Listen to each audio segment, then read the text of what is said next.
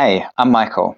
After years of working in the creative industry, burnout hit me harder than I expected, physically, mentally, and emotionally. In this series, I'm sharing the lessons I've learned, what helped, and what I wish I had known sooner. If you're a creative going through it right now, or just curious about what it feels like, this one is for you.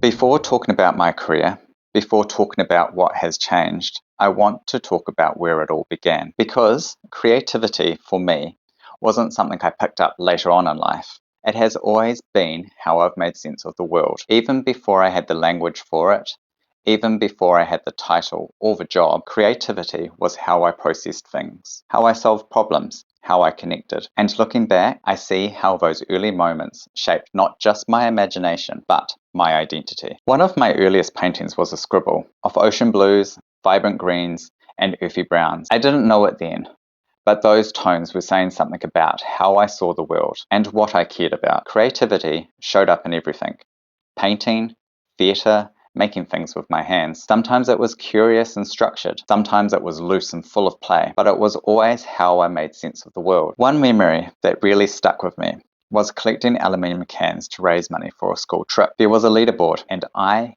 got competitive. After rugby games, my dad and I would scoop up the cans, stuff them in black plastic bags, and hauled them home. At first, I crushed them with my foot, but they didn't flatten properly. So I found a grey masonry block. That worked better. More control, more precision, and flatter cans. Then I got a hand lever crusher. Eventually, I was crushing 3 or 4 at a time. It sped up the process. More cans and fewer bags, more points on the board. It sounds small, but it was the first time I realized that I could change the system just by thinking differently and problem solving. But not all creativity was about logic. Sometimes it was about expression. I started doing a little bit of theatre.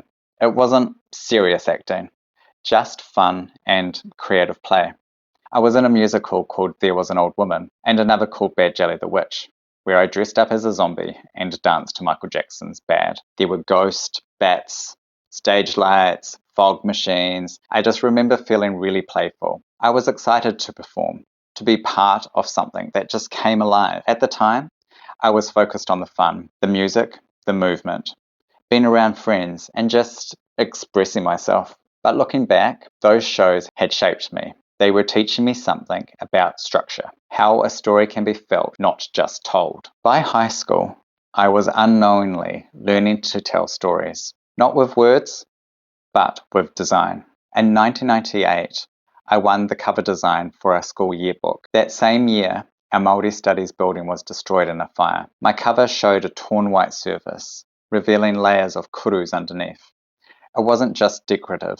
It was about damage and resilience, memory and meaning. I didn't realize it at the time, but I was starting to learn how design could carry emotion. Art became a way to say what I couldn't always express. Through art, painting, mixed media, and printmaking, I explored subjects like childhood toys, place, and identity. Painting and design weren't just about grades and awards, though I was proud of those too. It was about feeling connected to something and helping others feel it too. Theatre came back into my world later on in high school, but this time it wasn't about being on stage. I still performed in school productions, but it was the behind the scenes work that really lit me up. Set design, costumes, props, music editing, it all became a space where I could lead, collaborate, and shape an experience. In 2001, I helped lead the creative direction for our school's Smoke-Free Stage Challenge. That experience showed me what it meant to bring ideas to life as a team, to take something imagined and make it real. Later, I helped design our school ball. The theme was A Night at the Oscars. We painted palm trees, the Hollywood sign, and created a walk of fame, where we gave every senior their own star. I started to realize that design could shape an experience, it could build meaning, and it could make people feel seen. University gave me space to go deeper with my creative thinking. At Massey University College of Creative Arts, I refined my skills in visual communication. But I keep coming back to the big questions. How can design support the environment? How do materials tell stories? How can we use design to educate and not just decorate? For my honours project, I designed 4 seed packets, each one a layered, unfolding story. They weren't just your ordinary seed packaging. They opened gradually, one panel at a time, revealing how to plant, grow, harvest, and even compost the plant when it was done. The packaging itself was fully biodegradable too, a tactile experience, built with intention. Even then, I was exploring systems and cycles, thinking about how design could spark curiosity and not just consumption.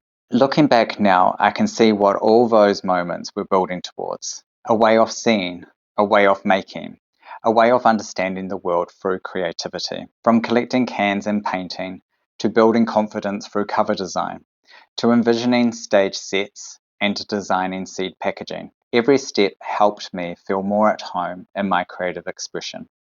In the next episode, I'll talk about how I turned that passion into a career and how, over time, that creative energy started to shift.